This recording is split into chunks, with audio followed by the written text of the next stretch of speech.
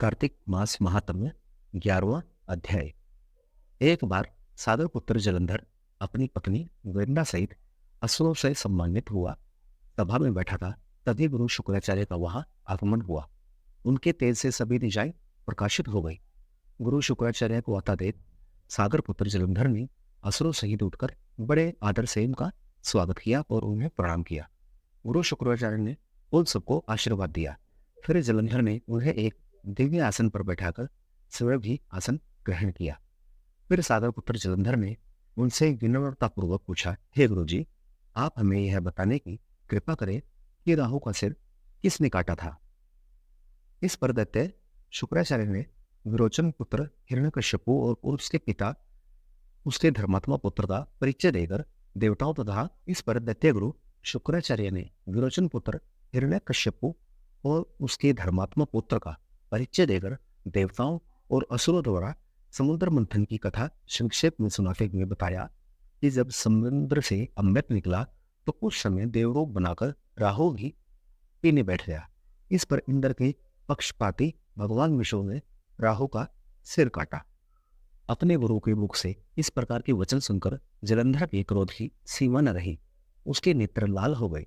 फिर उसने अपने धस्मर नामक दूत को बुलाया और उसे शुक्राचार्य द्वारा सुनाया गया वृतांत सुनाया। तत्पश्चात उसने धस्मर को आज्ञा दी, तुम शीघ्र ही इंद्रपुरी में जाकर इंद्र को मेरी शरण में ले आओ। धस्मर जलंधर का बहुत आज्ञाकारी एवं निपुण दूत था। वह जल्द ही इंद्र की सुधर्मा नामक सभा में जा पहुंचा और जलंधर के शब्दों से बोला, इंद्र, हे देवताधाम, तुमने समुद्र का मंथन क्यों किया और मेरे पिता के समस्त रत्नों को क्यों ले लिया? ऐसा करके तुमने अच्छा नहीं किया। यदि तू अपना भला चाहता है तो उन सब रत्नों एवं देवताओं सहित मेरी शरण में आ जा, अन्यथा मैं तेरे राज्य का ध्वंस कर दूंगा। इसमें कुछ भी मिथ्या नहीं है। इंद्र बहुत विस्मित हुआ और कहने लगा, पहले मेरे भय से सागर ने सब पर्वतों को अपनी कुक्षी में क्यों स्थान दिया और उससे मेरे शत्रु दैत्यों की क्यों रक्षा की?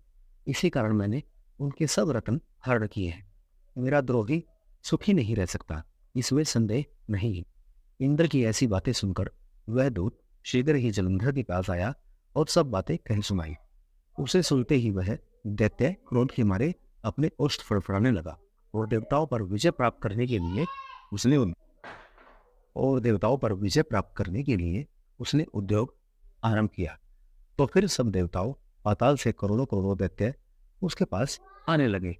शुंभ निशुंभ आदि करोड़ों सेनापतियों के साथ जलंधर इंद्र से युद्ध करने लगा। शीघ्र ही इंद्र के नंदन वन में उसने अपनी सेना उतार दी। वीरों की शंख ध्वनि और गर्जना से इंद्रपुरी गूंज उठी। अमरावती छोड़ देवता उससे युद्ध करने चले। भयानक मारकाट हुई।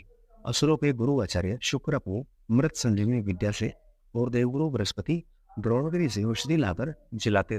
इस पर जलंधर ने क्रुद्ध होकर कहा कि मेरे हाथ से मरे हुए देवता जी कैसे जाते हैं? जिलाने वाली विद्या तो केवल आपके पास है। इस पर शुक्राचार्य ने देवगुरु द्वारा द्रोणाचार्य से औषधि लाकर देवताओं के जिलाने की बात कह दी। यह सुनकर जलंधर और भी कुपित हो गया। फिर शुक्राचार्य जी ने कहा, यदि शक्ति हो तो द्रोणगिरी को उखाड़कर समुद्र में फेंक दो, तब मेरे कथन की सत्यता प्रमाणित हो जाएगी। इस पर जलंधर कुपित होकर जल्द ही द्रोणगिरी पर्वत के पास पहुंचा और अपनी भुजाओं से पकड़कर द्रोणगिरी पर्वत को उखाड़कर समुद्र में फेंक दिया।